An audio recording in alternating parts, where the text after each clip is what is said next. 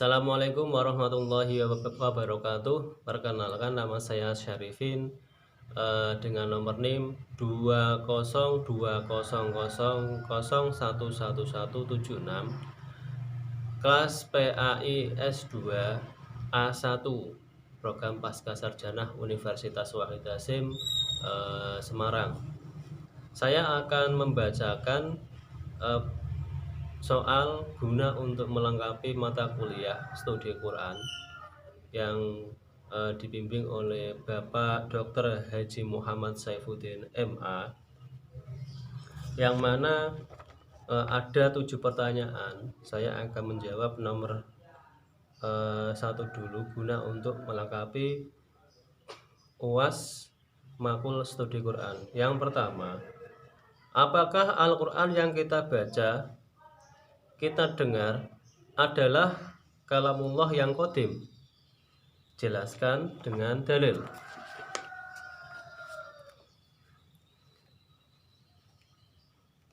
Jawaban: Al-Quranul Karim merupakan kalamullah Ta'ala, baik lafalnya, hurufnya maupun maknanya.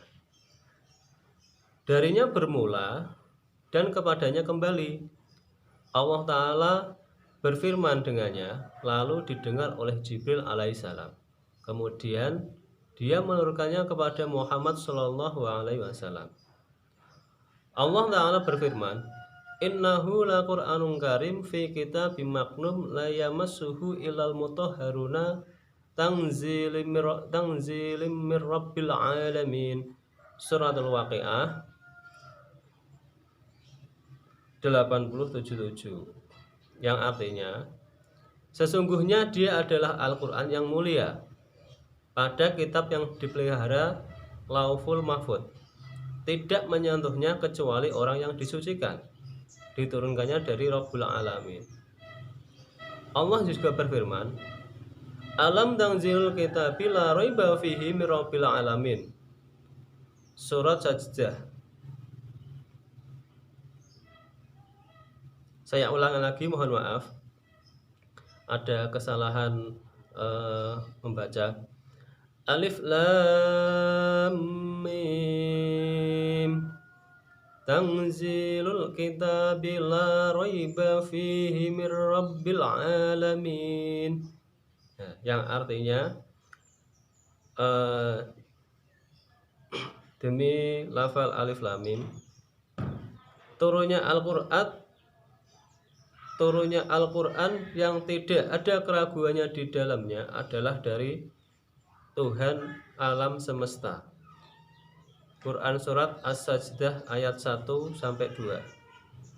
Dan Allah berfirman kembali, Tanzilul kitabi minallahil azizil hakim. Surat Az-Zumar ayat pertama. Dan turunnya Al-Quran dari Allah yang maha perkasa lagi maha bijaksana.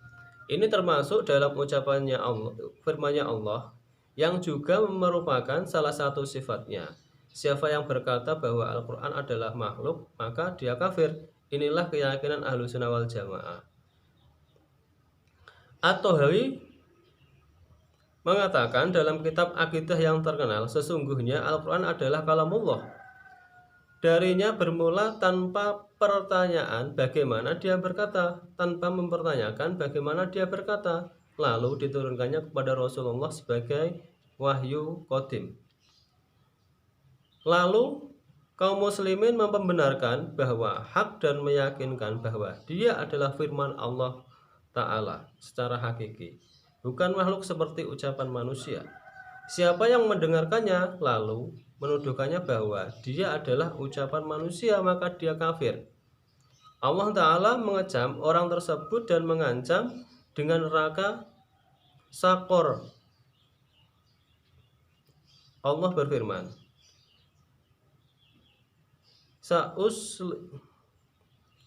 Sa'usliyahu Sakor.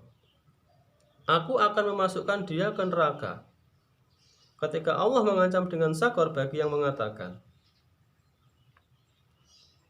Inna hada illa qaulil bashar. Sesungguhnya Al-Quran adalah semata-mata hanyalah perkataan manusia. maka kita ketahui dan kita meyakini bahwa dia adalah ucapan pencipta manusia, tidak serupa dengan ucapan manusia.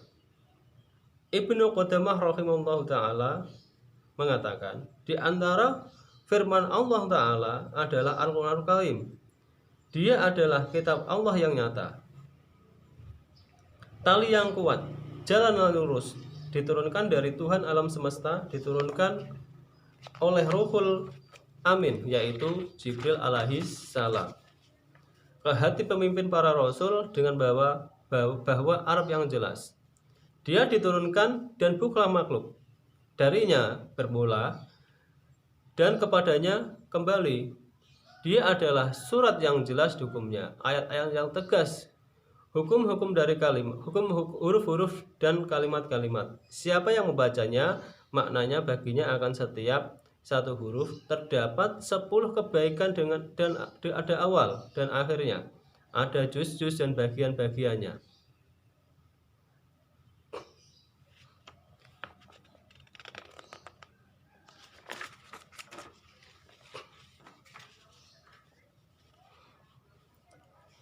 Memberi sifat Al-Quran dengan sebutan Al-Qidam atau Qadim di dalamnya terkandung dua makna. Yang pertama, bahwa dia bukan makhluk, sebagaimana telah dijelaskan bahwa jenis kalam dalam hak Allah Ta'ala adalah Qadim. Dia terus berkata, kapan dia kehendaki, bagaimana dia dikehendaki, dan berbicara kepada hambanya. Ini adalah pandangan yang besar. Ini adalah yang dimaksud mereka yang mengatakan bahwa Al-Quran adalah Qadim terhadap kalam Allah Ta'ala secara umum dari kalangan Ahlussunnah wal Jamaah. Di antara mereka adalah Abdul Qasim Al-Lalikai dalam kitabnya Syarh Usul I'tiqad Ahlussunnah wal Jamaah. Dia mengatakan konteks dari apa yang diriwayatkan dari Nabi Muhammad SAW menunjukkan bahwa Al-Quran termasuk sifat Allah yang Qadim.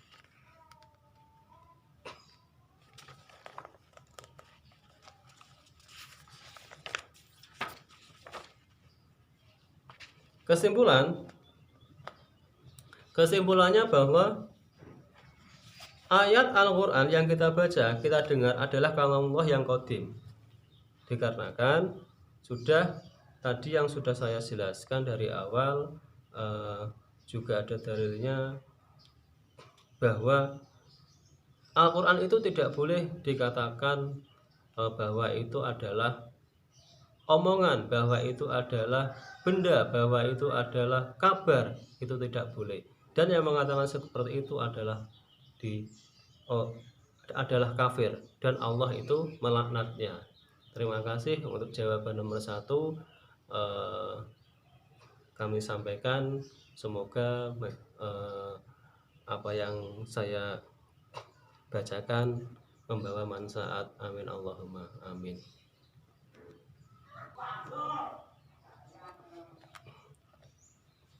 Pertanyaan nomor 2, apakah para nabi juga mendapatkan ilham? Jelaskan dengan dalil. Sebelum kita menjawab, kita harus mengetahui bahwasanya kedudukan ilham dalam Islam itu disebut juga intuisi atau aspirasi, dan adalah bisikan hati berupa pengetahuan yang diberikan oleh Allah Subhanahu wa Ta'ala kepada hambanya, baik pada Rasulullah maupun selainnya. Ilham sering dianggap oleh orang awam sebagai sebuah wangsit untuk melakukan sesuatu atau meninggalkannya. Sedemikian berharganya ilham atau wangsit tersebut, sehingga tidak jarang orang mengeluarkan biaya yang tak terhingga atau melakukan aktivitas atau ritual yang bermacam-macam untuk tidak mendapatkannya. Bagaimana kedudukan ilham dalam Islam? Apakah kedudukan ilham tersebut adalah bisa dijadikan hujah atau dalil, dan apakah para nabi juga mendapatkan ilham? Ilham bagi para nabi dan rasul adalah wahyu, sebagaimana Allah Ta'ala berfirman, "Wa man kana li basyarin ayyukallam ayyukallamahullahu illa wahyan aw min wara'i hijabin aw yursila rasulan fayuhiyya biidnihi may yasha'u innahu aliyyun hakim. Dan tidak ada bagi seorang manusia pun bahwa Allah berkata-kata dengan dia kecuali dengan perantaraan wahyu atau di belakang takbir, atau dengan mengutus seseorang untuk malaikat lalu diwahyukan kepadanya dengan seizinnya apa yang dia kehendaki. Sesungguhnya dia maha tinggi lagi maha bijaksana. Itu arti dari Asy-Syura ayat 51. Mujahid dalam menafsirkan ayat di atas mengatakan membisikkan di dalam hatinya berupa ilham darinya, sebagaimana diilhamkan kepada Nabi Musa, kepada ibu Nabi Musa dan Nabi Ibrahim untuk menyembelih putranya. Imam Nawawi berkata, yang dimaksud dengan wahyu pada ayat tersebut menurut jumhur ulama adalah ilham dan ketika mimpi itu tidur, dan mimpi ketika tidur, dan keduanya disebut wahyu. Syarah Sahih Muslim. Sebagaimana wahyu, ilham diterima oleh Rasulullah SAW dengan perantara malaikat. Beliau mengatakan sesungguhnya di hatinya tanpa mendengar suara malaikat, sebagaimana hadis yang diriwayatkan oleh Jabir bin Abdullah, Rasulullah SAW bersabda, Inna ruhal qudusi nafasa fi rawi inna nafasan lan tamusa hatta tastau fi rizqaha fantaqullaha wa ajmilu fit talbi. Sesungguhnya Jibril membisikkan di hatiku bahwasanya sebuah jiwa tidak akan mati kecuali disempurnakan rezekinya dan ajalnya, dan bertakwalah kepada Allah dan baiklah dalam berdoa. Hadis riwayat Ibnu Hibban dan Hakim yang disahihkan oleh Syekh Albani dalam Fikih Sirah Al-Ghazali halaman 91 sampai 92. Bisa juga ilham diterima langsung oleh Rasulullah SAW dari Allah Subhanahu wa Ta'ala ketika beliau dalam keadaan tidur, sebagaimana hadis yang diriwayatkan oleh Abdullah bin Abbas. Rasulullah SAW bersabda, saya bangun pada suatu malam dan semampu saya, kemudian saya mengantuk dan merasa berat. Tiba-tiba Rabbku dalam bentuk yang sebaik-baiknya dan berfirman, wahai Muhammad, tahukah kamu tentang apa malaikat itu berdebat? Hadis Tirmidzi yang disahihkan oleh Al-Albani, Isra halaman 683. Hadis ini menegaskan bahwa Rasulullah SAW menerima ilham dalam tidurnya tanpa perantaran malaikat, karena itu bukan termasuk wahyu dari balik takbir yang hanya terjadi ketika terjaga, seperti Allah Subhanahu wa Ta'ala berfirman dengan Nabi Musa atau dengan Rasulullah SAW pada malam Mi'raj. Dan yang dilihat Rasulullah SAW dalam tidur tersebut bukanlah malaikat, karena beliau sendiri mengatakan melihat Tuhannya, sehingga tidak mungkin dianggap wahyu dalam mimpi lewat malaikat. Dengan demikian, maka jelaslah yang diterima Rasulullah atau Nabi yang lain secara langsung. Ada perbedaan antara wahyu yang berupa kalam, pembicaraan, dengan wahyu yang berupa ilham. Wahyu berupa kalam harus dengan suara yang bisa didengar baik secara langsung dari Allah Subhanahu wa Ta'ala atau lewat malaikat, atau seperti gemercingan lonceng yang bisa didengar oleh para sahabat. Wahyu berupa kalam juga hanya bisa terjadi ketika terjaga, karena seorang yang tidur tidak bisa mendengar dengan memahami suara. Adapun wahyu berupa ilham hanya berupa perasaan dalam hati seorang nabi yang tidak disyaratkan harus ada suara yang didengar. Itu bisa terjadi pada saat terjaga atau ketika tertidur, karena Seseorang bisa saja memahami apa yang pernah terjadi dalam mimpinya ketika tidur. Itulah sebabnya ketika seorang nabi juga termasuk wahyu yang harus diterima dan diamalkan sebagaimana yang dilakukan oleh Ibrahim ketika bermimpi menyembelih putranya. Allah Subhanahu wa taala berfirman, "Maka tatkala anak itu sampai pada umur yang sanggup berusaha bersama-sama Ibrahim, Ibrahim mengatakan, 'Hai anakku, sesungguhnya aku melihat dalam mimpi bahwa aku menyembelihmu. Maka pikirkanlah apa pendapatmu?' Ia menjawab, 'Hai bapakku, kerjakanlah apa yang diperintahkan kepadamu. Insya Allah kamu akan mendapatiku termasuk orang-orang yang sabar.' Tatkala keduanya telah berserah diri dan Ibrahim membaringkan anaknya atas pelipisnya, nyatalah kesabaran keduanya dan kami pergilah dia, 'Hai Ibrahim, sesungguhnya kamu telah membenarkan mimpi itu. Sesungguhnya demikian kami memberi balasan kepada orang-orang yang berbuat baik. Sesungguhnya ini benar-benar ujian yang nyata." As-Saffat 102-6. Ibnu Abi Asim dalam kitabnya As-Sunnah halaman 202 menyebutkan perkataan Ibnu Abbas bahwa mimpi para nabi termasuk wahyu. Ubaid bin Umar juga berkata demikian. Kemudian membaca firman Allah Subhanahu wa taala, "Hai anakku, sesungguhnya aku melihat dalam mimpi bahwa aku menyembelihmu." Ibnu Hajar berkata, fokus pengalihan dalil dari ayat tersebut bahwa mimpi para nabi itu termasuk wahyu, karena itu bukan wahyu maka tidak boleh dan tidak mungkin Nabi Ibrahim menyembelih putranya. Abdullah bin Mas'ud menambahkan bahwa yang pertama diterima oleh Rasulullah sebelum wahyu adalah mimpi ketika tertidur, sebagai persiapan bagi hatinya yang menerima wahyu yang akan diturunkan kepadanya ketika terjaga. Sesungguhnya yang diriwayatkan oleh Aisyah, beliau berkata, yang pertama kali menjadi permulaan wahyu kepada Rasulullah adalah mimpi yang baik ketika tidur. Beliau tidak bermimpi kecuali datang seperti cahaya subuh.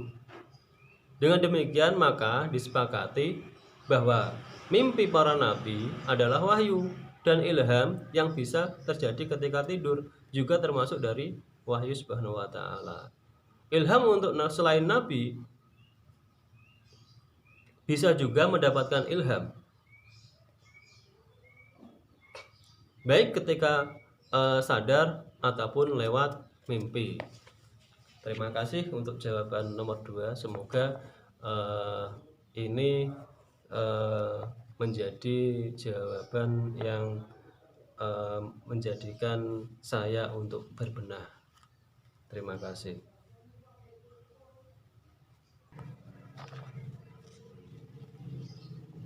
Jawaban nomor 3 dari soal yang nomor 3. Mengapa Al-Quran yang kita baca tidak disusun dalam urutan turunnya? Jelaskan dengan dalil. Ya. Penjelasannya, yang pertama, Al-Quran diturunkan di dunia melalui 2 tahap. Yang pertama, diturunkan sekaligus dari Lauhul Mahfuz ke Baitul Izzah, di langit dunia, sebagaimanapun susunan yang telah diterapkan oleh Allah Subhanahu wa taala. Tahap kedua, diturunkan dari langit dunia kepada Rasulullah Shallallahu alaihi wasallam secara berangsur-angsur sesuai dengan sebab kejadiannya. Tapi susunan ayat-ayat dalam Al-Quran yang ada sekarang itu memang bukan menurut sejarah turunnya, melainkan atas dasar perintah Allah Subhanahu wa taala, sama dengan susunan Al-Quran yang di Lauhil Mahfuz. Ya. Imam Ahmad meriwayatkan bahwa setiap kali turun ayat, Rasulullah SAW memerintahkan para penulis wahyu serasa bersabda,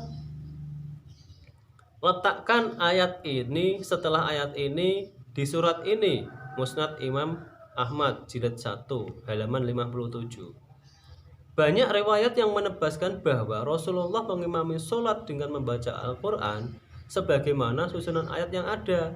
Atas dasar ini, ijma' ulama menebaskan bahwa susunan ayat-ayat Al-Quran murni dari Allah tanpa campur tangan siapapun. Ya, begitu juga susunan surat-surat dalam Al-Quran sekalipun ada perbedaan pendapat, tetapi pendapat yang paling kuat adalah bahwa susunan surat-surat itu berdasarkan wahyu dari Allah Subhanahu wa taala, bukan ijtihad para sahabat. Pendapat ini didukung dengan banyak riwayat yang sahih, seperti keterangan bahwa Rasulullah sering membaca dalam salatnya beberapa surah secara berurutan seperti susunan yang ada. Rasulullah Shallallahu Alaihi Wasallam, sebagaimana riwayat Imam Al-Bukhari, setiap tahun 2 kali menyetor hafalan Al-Quran dari awal sampai akhir kepada malaikat Jibril. Setoran itu tentu secara berurutan sesuai dengan susunan yang ada. Ini juga memperkuat dengan ijma para sahabat dan kesepakatan jumhur ulama terhadap susunan Al-Quran ada sekarang adalah merupakan bukti yang menguatkan bahwa susunan surah-surah berdasarkan wahyu yang terdapat pada Fadhailul Quran Ibnu Katsir halaman 86. Yang kedua, yang kedua, mengenai pengelompokan ayat dalam setiap surat sesuai dengan riwayat Imam Ahmad di atas tentu juga berdasarkan wahyu, begitu juga nama-nama surah. Semuanya sesuai dengan petunjuk wahyu. Demikian pula wakoh per ayat tidak bisa diketahui kecuali melalui wahyu. Adapun penentuan juz Al-Quran yang 30 jumlahnya itu bukan dari sahabat Utsman, karena Mushaf Utsmani, Al-Quran yang ditulis pada zaman Sayyidina Utsman, tidak terdapat juz tersebut, melainkan dari para ulama yang untuk dimaksud untuk mempermudah. Sekalipun dalam hal-hal para ulama berbeda pendapat antara boleh atau tidak, namun kemudian dianggap boleh-boleh saja selama tidak merusak susunan Al-Quran yang asli. Ketiga, penentuan suatu ayat dimansuh dengan ayat yang lainnya itu tidak melalui ijtihad, melainkan melalui 3 hal. Yang pertama, penegasan dari Nabi Muhammad SAW atau sahabatnya, seperti hadis, aku dulu pernah melarangmu melakukan ziarah ke kuburan, maka sejak ini silahkan melakukan ziarah kubur. Yang kedua, kesepakatan umat bahwa ayat ini nas yang satunya mansuh. Yang ketiga, mengetahui sejarah turunnya, maka yang diturunkan lebih dahulu itulah yang mansuh. Karena kalau disusun berdasarkan urutan waktu turunnya, maka nanti akan ketemu surat Al-Alaq 1-5 di bab awal, dilanjutkan surat lain, dan kemudian kembali ke surat Al-Alaq lagi. Dan kemudian akan ada pertanyaan, kenapa Al-Quran tidak disusun berdasarkan surat Al-Quran sehingga satu surat tidak terpotong-potong dalam beberapa bab? Jadi urutan ayat dalam setiap Al-Quran sudah sesuai dengan tuntutan Nabi, yang setiap bulan Ramadan seperti surah dibacakan Nabi di depan malaikat Jibril untuk memastikan urutan yang sudah benar.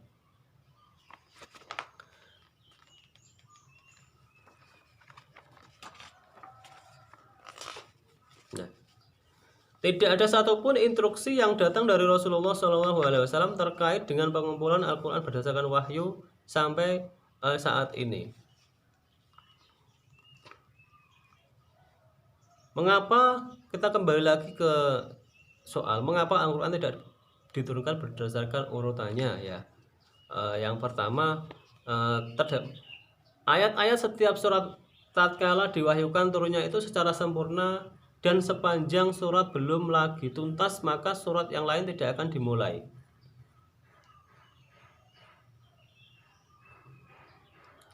Yang kedua, dari setiap surat terdapat ayat yang diturunkan secara gradual, surat-surat akan sempurna. Yang ketiga, pertanyaan yang mengemukakan di sini adalah apakah penempatan ayat-ayat pada dalam beragam surat dilakukan berdasarkan pemerintahan Rasulullah, dilakukan para sahabat, baik urutan ayat ataupun urutan surah dalam bentuknya yang sekarang ini telah berbentuk seperti pada masa sahabat. Jadi tidak ada Al-Quran itu emang pada dasarnya itu emang harus itu adalah perintah dari Allah Subhanahu wa taala untuk menjadikan mushaf Al-Quran itu ya seperti itu, bukan dari sahabat Rasul, bukan dari Rasul sendiri untuk membuat Al-Quran seperti itu. Jadi itu adalah dari firman Allah yang memberikan perintah kepada Rasul bahwasanya Al-Quran itu harus dibukukan seperti itu. Terima kasih. Jawaban nomor 3, semoga menjadikan tanggung jawab kami untuk memberikan jawaban kepada nomor 3.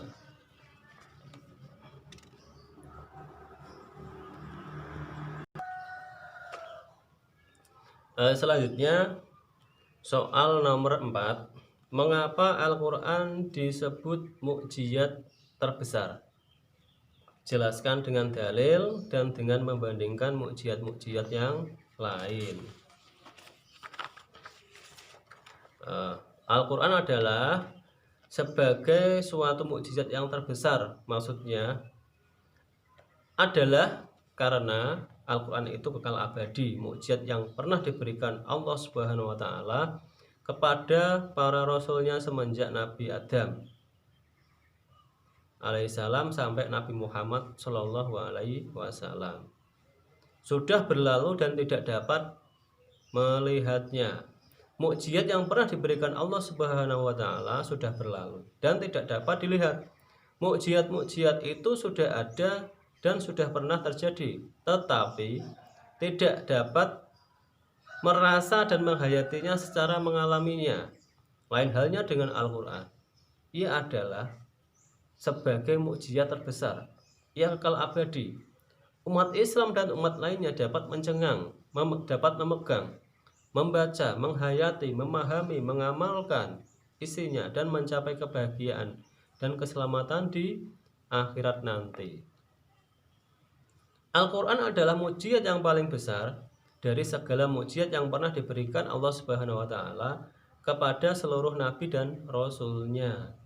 Karena Al-Quran bukan saja untuk mematahkan segala bantahan dan argumen kaum musyrikin kepada kebenaran wahyu yang di bawah Rasulullah Shallallahu alaihi wasallam, tetapi ia juga ditunjukkan kepada seluruh umat manusia. Kemujizatan Al-Quran pada dasarnya berpusat pada dua segi. Yang pertama, segi isi atau kandungan Al-Quran, dan kedua, segi bahasa Al-Quran. Berkenaan dengan isi Al-Quran telah dikemukakan bahwa Al-Quran yang diwahyukan oleh Tuhan kepada Nabi Muhammad SAW pada abad ke-14 yang telah lalu banyak membawa ayat-ayat ilmiah yang kemudian diakui kebenarannya oleh ilmu pengetahuan modern dewasa ini. Ya, Al-Quran sebagai mukjizat terbesar Nabi Muhammad SAW, isinya tidak bertentangan dengan teknologi modern, bahwa mengungkapkan kebenaran Al-Quran di antara ayat Al-Quran yang mengungkapkan tentang masalah teknologi modern adalah angin disebut Al-Quran mengawinkan tumbuhan dan lain-lainnya. Quran surat Al-Hijr. Wa arsalna riyaha lawaqiha wa anzalna minas sama'i ma'an fa ashqaynakumuhu wa ma antum lahu bikhazinin. Artinya, dan kami telah meniupkan angin untuk mengawinkan tumbuh-tumbuhan dan kami turunkan hujan dan langit, lalu kami beri minum kamu dengan air itu, dan sekali-sekali bukanlah kamu yang menyimpannya. Yang kedua, segala sesuatu dijadikan Allah Subhanahu wa Ta'ala berpasangan. Tumbuh-tumbuhan, hewan, dan manusia berpasangan. Dalam Quran surat Yasin nomor 36 ayat ke-36. Subhanalladzi khalaqal azwaja kullaha mimma tunbitul ardu wa min anfusihim wa mimma la ya'lamun. Artinya, Maha Suci Tuhan yang telah menciptakan pasangan-pasangan semua, baik dari apa yang ditumbuhkan oleh bumi dan dari diri mereka, maupun dari apa yang tidak mereka ketahui. Dari segi kandungan isi, mukjizat Al-Quran dapat dilihat dari 3 aspek. Merupakan isyarat ilmiah, Al-Quran banyak berisi informasi ilmu pengetahuan walaupun hanya dalam ilmu bentuk isyarat ilmiah seperti informasi mengenai ilmu pengetahuan alam. Antara lain dikatakan bahwa bumi dan langit sebenarnya merupakan suatu yang padu dan terpisah, dan setelah terpisah dijadikan segala sesuatu yang hidup dalam Quran surat Al-Anbiya ayat 21.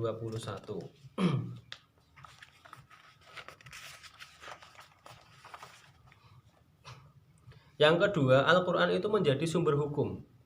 Al-Quran telah memberikan andil yang kuat dalam pertumbuhan hukum. Bahkan Al-Quran tetap merupakan produk hukum yang ideal hingga masa kini. Yang ketiga,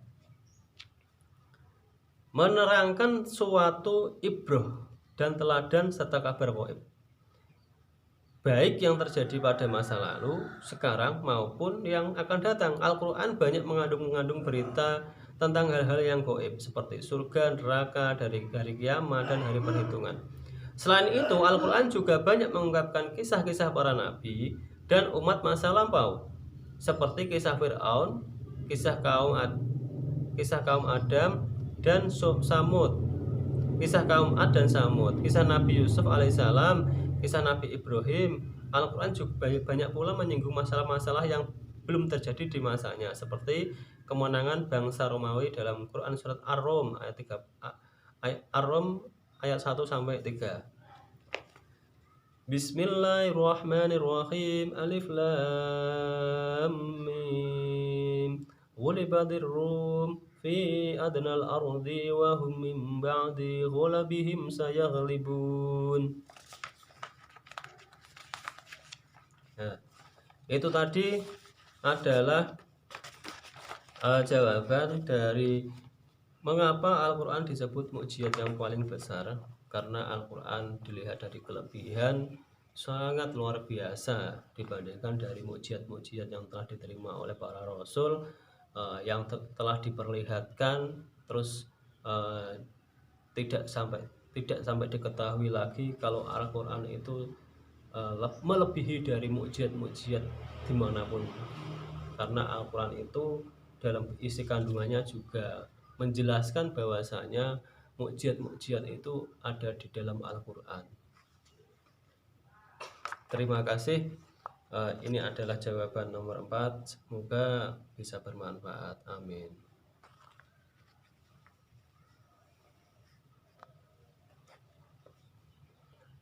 Selanjutnya adalah pertanyaan nomor 5. Bagaimana hukum membaca Al-Quran dengan tajwid? Jelaskan dengan dalil. Hukum membaca Al-Quran dengan tajwid itu tidak ada perselisihan di kalangan ulama, bahwa mempelajari hukum tajwid secara teori adalah kewajiban seseorang, bukan kewajiban yang umum, bukan kewajiban individu. Bukan kewajiban setiap muslim untuk mempelajari ilmu tajwid, kecuali bahwa sebagian ulama terus berurusan dengan ilmu ini sehingga dosanya itu lebih tinggi dari yang lain. Allah Ta'ala berfirman, "Wa ma kanal mu'minuna liyanfaru kafatan falawla nafara min kulli firqatan minhum ta'ifatan liyatafaqahu fit dini wa liyundiru qaumahum." Yang artinya orang-orang beriman tidak akan mengasingkan mereka semua jika bukan karena pemisahan dari setiap sektor, termasuk mereka akan menyetujui agama dan bersumpah pada umat mereka. At-Taubah ayat 122. Dalam studi ilmu tajwid dari pemahaman agama, jadi tidak sekelompok orang belajar dan mengajarkannya, maka itu hilang dari seseorang biasa. Namun para ulama berbeda pendapat mengenai hukum membaca Al-Quran dengan menggunakan tajwid. dengan menggunakan tajwid. Apakah wajib bagi setiap muslim untuk membaca Al-Quran dengan berkualitas yang baik? Yang mana yang memenuhi ketentuan membacanya? Apakah dia berdosa jika tidak mengikuti aturan tersebut dalam membaca Al-Quran? Para ulama memiliki dua pandangan tentang hal tersebut. Pendapat ulama tentang persoalan tersebut mengatakan bahwa membaca Al-Quran menggunakan tajwid adalah kewajiban bagi setiap laki-laki dan wanita muslim.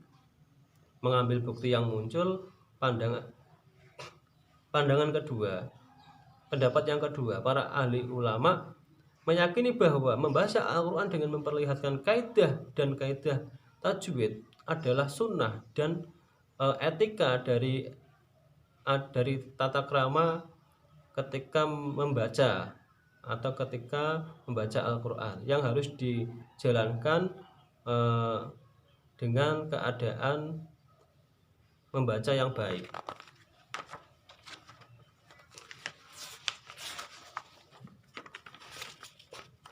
Salah satu ucapan yang menyatakan wajib adalah apa yang dikatakan Abu Amr Al-Doni setelah menyebutkan sejumlah bukti Al-Quran dan kenabian yang menunjukkan pentingnya membaca Al-Quran menggunakan tajwid.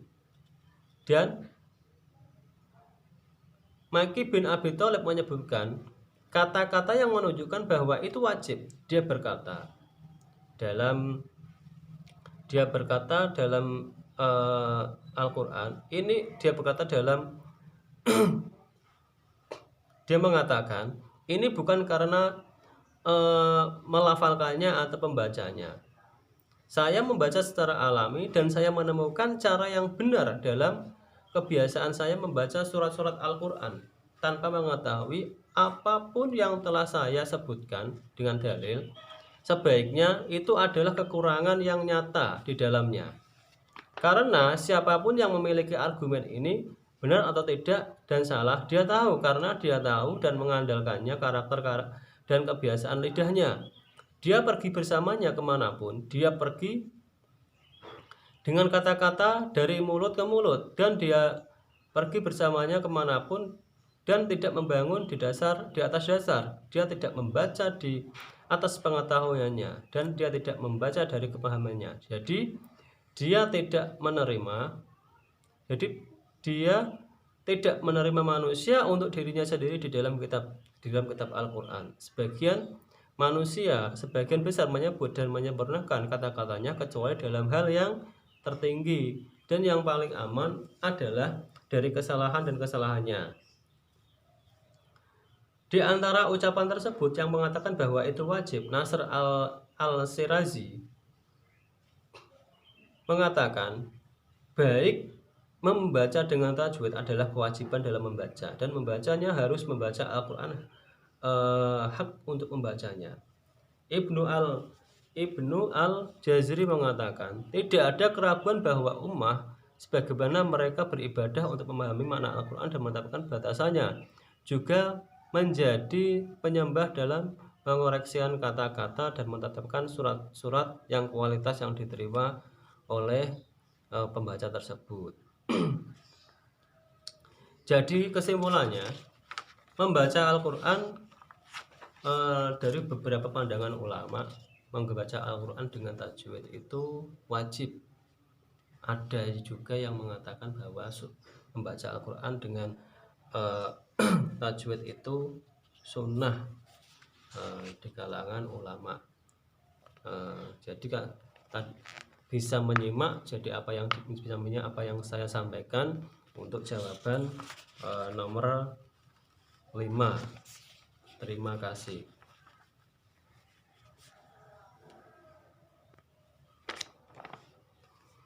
Selanjutnya adalah soal yang nomor 6. Bagaimana hukum wanita yang sedang haid membaca Al-Quran? Jelaskan dengan dalil. Yang pertama, mengenai hukum wanita haid yang membaca Al-Quran. Dalam madzhab Syafi'iyah terdapat 7 pembahasan. Yang pertama, bila membaca Al-Quran itu diniati untuk membaca Al-Qurannya maka haram. Yang kedua, Bila membaca Al-Quran diniati untuk membaca Al-Qurannya beserta niat lainnya maka juga dihukumi haram. Yang ketiga, bila membaca Al-Quran diniati selain untuk membaca Al-Quran seperti untuk menjaga hafalan, membaca zikirnya, kisah-kisah, mauizah, hukum-hukum maka diperbolehkan. Yang keempat, bila membaca Al-Quran karena kelepasan bicara maka diperbolehkan. Yang kelima, bila membaca Al-Quran diniati secara mutlak, yakni sekedar ingin membaca tanpa niat tertentu, maka diperbolehkan. Yang keenam, bila membaca Al-Quran diniati secara mutlak atau niat selain Al-Quran, namun yang dibaca adalah susunan kalimat khas Al-Quran atau satu surah panjang atau keseluruhan Al-Quran, maka khilaf. Menurut An-Nawawi, Ar-Ramli Kabir, dan Ibnu Hajar diperbolehkan, sedangkan bagi Az-Zarkasi dan As-Suyuti diharamkan. Yang ketujuh, bila membaca Al-Quran diniatkan pada salah satunya tanpa dijelaskan yang mana maka khilaf. Menurut kaul mu'tamad diharamkan sebab adanya kemungkinan niat pada baca Al-Quran. Sedangkan dalam mazhab Malikiyah boleh bagi wanita haid membaca Al-Quran. Lebih jelasnya tentang hal ini terdapat dua pembahasan. Yang pertama, boleh secara mutlak, yakni ketika membacanya dalam kondisi darah haid sedang merembes keluar. Dua, tidak diperbolehkan sebelum mandi hadas, yakni ketika membacanya dalam kondisi darah haid sedang mampet, kecuali bila khawatir lupa atau kecuali dengan menengok pada qaul dhaif yang memperbolehkan asalkan haidnya tidak disertai junub. Berikut uraian selengkapnya dari kitab Hashiyah Al-Bujairimi A'la Al-Iqna karya Sulaiman bin Umar bin Muhammad Al-Bujairimi. Wassalisu qira'atu syai'in min Qur'ani bil lafzi aw bil isyarati minal akhrasi kama qolal qadi fil fatawi fa innaha munazzalahu manzilatun natqi huda walau ba'da ayatin li ikhlali bita'dimi sawa'un aqsada ma'adhalika ghairuha amla li hadisin Tirmidzi wa ghairihi la yaqra'ul junuba wa limal haidi syai'un minal qur'ani asyarhu qawluhu wa qira'atul qur'ani wa an Malik ya jujula qira'atul qur'ani wa an Tuhawi yubahu laha maduna al-ayati kama naqalahu fi syarhil kanzi min kutubil Hanafiyah. Keharaman sebab haid yang ketiga adalah membaca suatu Al-Quran, membaca sesuatu dari Al-Quran dengan diucapkan atau dengan isyarah dari orang bisu, seperti yang dikatakan Qadhi Husain dalam fatwanya. Mengingat konteks isyarah diletakkan pada konteksnya hukum berucap pada permasalahan ini. Meskipun yang dibaca hanyalah sebagian ayat saja, dikarenakan hal itu menunjukkan pada unsur penghinaan. Baik bacaan itu diniati bersama dengan niat yang lain ataupun tidak berdasarkan hadis riwayat Tirmidzi dan lainnya. Orang yang sedang junub atau orang yang sedang haid tidak diperbolehkan membaca sesuatu dari Al-Quran. Nah, Imam Malik dijelaskan bahwa diperbolehkan bagi perempuan haid membaca Al-Quran. Dan dari At-Tolawi diterangkan bahwa diperbolehkan bagi dia membaca Al-Quran namun kurang dari satu ayat, seperti yang dikutip dalam Syarah Al-Kanzu Al-Kitab Madhab Hanafi. Hashiyah Bujairimi halaman 259 sampai 261.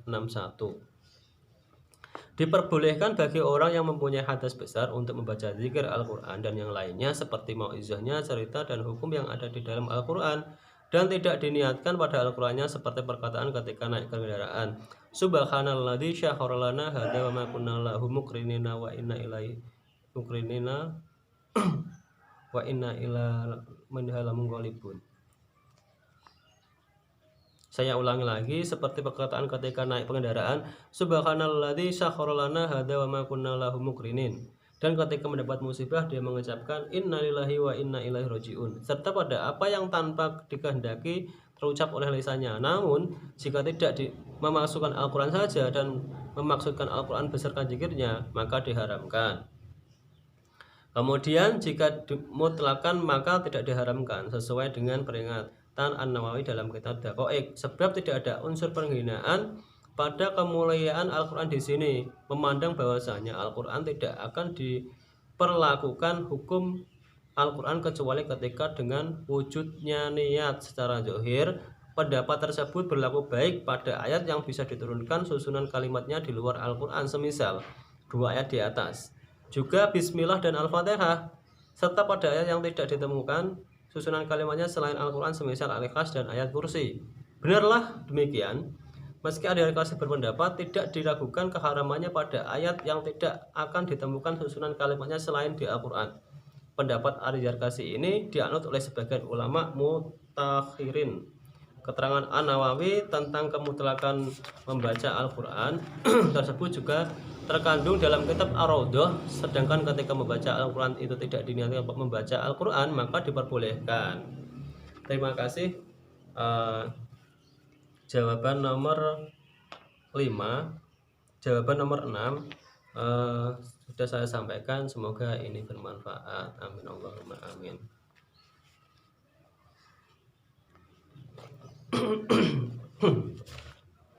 Selanjutnya adalah tafsirkan ayat berikut dengan pendekatan tardhawi. Urutan absen saya nomor 24. Jadi surat Al-Baqarah ayat 22. Saya akan menafsirkan surat Al-Baqarah ayat 22 yang berbunyinya, Bismillahirrahmanirrahim. Alladzi ja'ala lakumul arda firasyan was samaa'a binaa'an wa anzala minas samaa'i maa'an fa akhraja bihi minats thamarati rizqan lakum fala taj'alu lillahi andadan wa antum ta'lamun.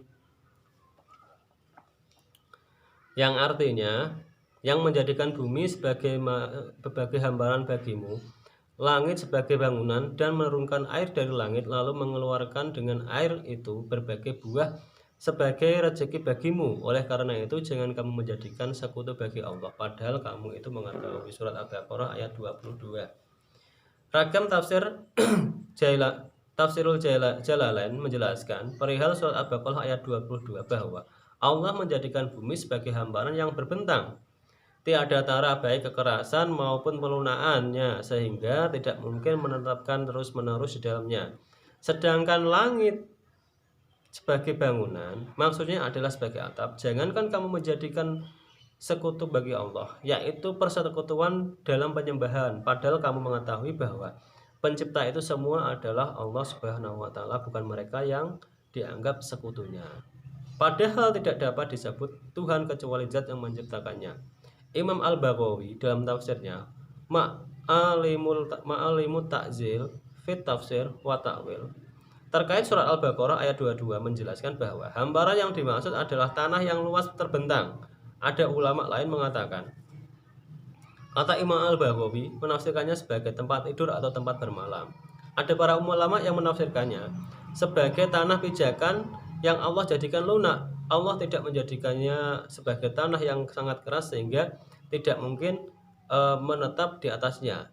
Imam Al-Baghawi juga mengutip hadis riwayat Imam Al-Bukhari dari sahabat Abdullah bin Mas'ud radhiyallahu an yang bertanya, apa kesalahan terbesar di sisi Allah? Rasulullah menjawab, kau menjadikan sekutu baginya padahal Dia menciptakanmu. Sesungguhnya itu dosa teramat besar. Kemudian apa? Tanya Abdullah radhiyallahu an. Kau membunuh anakku karena takut ia akan makan bersamamu, jawab Rasulullah. Lalu apalagi? Kau berzina dengan istri tetanggamu, kata Al-Jalu. Atau menjadikan surat Al-Baqarah ayat 22 ini, kata Imam Al-Baghawi, bermakna Al-Khalqu, atau menciptakan, sedangkan langit adalah atap yang ditinggikan. Air hujan dari langit yaitu awan. Berbagai buah adalah beragam buah dan tumbuhan. Sebagai rezeki makanan bagimu dan pakan bagi hewan peliharaanmu. Jangan kamu menjadikan sekutu bagi Allah. Berhala pembanding yang kalian sembah seperti kalian menyembah Allah. Imam Al-Baghawi mengutip Abu Ubaidah yang menafsirkan, adat adalah sekutu, adalah perlawanan. Ibnu Katsir mengutip riwayat Ibnu Abi Hatim dari sahabat Ibnu Abbas perihal surat Al-Baqarah ayat 22 yang mengatakan, persekutuan adalah kemusyrikan yang lebih samar daripada derap semut hitam di atas batu hitam yang pada malam hari. Ibnu Katsir mengutip Mujahid perihal surat Al-Baqarah ayat 22 yang mengatakan, jangan kamu menjadikan sekutu bagi Allah, padahal kamu mengetahui bahwa Allah Subhanahu wa taala Tuhan yang Esa di Taurat dan Injil. Ibnu Katsir juga mengutip tafsir Ar-Razi yang mengatakan bahwa surat Al-Baqarah ayat 22 merupakan dalil atas keesaan penyembahan Allah Subhanahu wa taala. Bahkan, surat Al-Baqarah ayat 22 menjadi dalil yang utama atas keberadaan pencipta. Siapa saja yang menurunkan alam semesta akan mengetahui kuasa penciptanya. Ibnu Katsir mengutip makalah Imam Syafi'i perihal keberadaan Allah Subhanahu wa taala sebagai pencipta yang esa.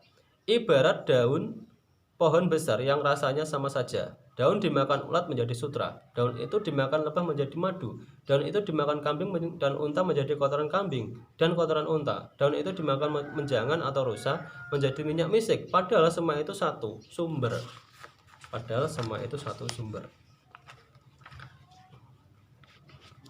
Pada surat Al-Baqarah ayat 22, Allah juga menjelaskan sifat rububiyah. Allah menciptakan manusia, pokok mereka dan kebutuhan hidup mereka, yaitu naungan, makanan, pakaian, buah. Pada surat Al-Baqarah ayat 22 lebih umum dari sekedar makanan, sedangkan rezeki lebih umum dari sekedar makanan dan minuman. Terima kasih. Ini adalah tafsir dari ayat Al-Baqarah, surat Al-Baqarah ayat 22 yang tadi saya sampaikan. Semoga ini bermanfaat. Terima kasih kepada Bapak dosen yang telah memberikan kami yang telah membimbing kami dari awal semester sampai akhir semester ini. Kami ucapkan terima kasih yang sebanyak-banyaknya kepada Bapak Dr. Haji Muhammad Syafuddin MA yang telah membimbing kami sehingga kami banyak mencari inisiatif atau mencari jawaban sehingga kami bisa berpikir kritis ke depannya, dan video ini semoga bermanfaat bagi semua pembaca. Amin Allahumma amin. Saya Sarifin dengan nomor NIM 2020011176